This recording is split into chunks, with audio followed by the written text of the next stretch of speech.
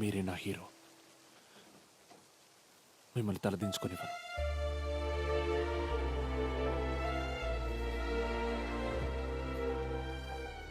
పోయి తీసుకొని రమ్మంటున్నాను.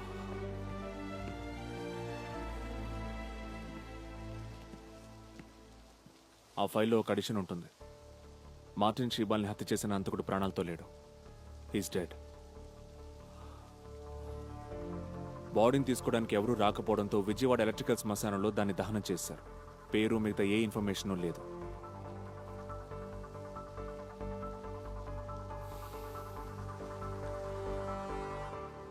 That's my final finding.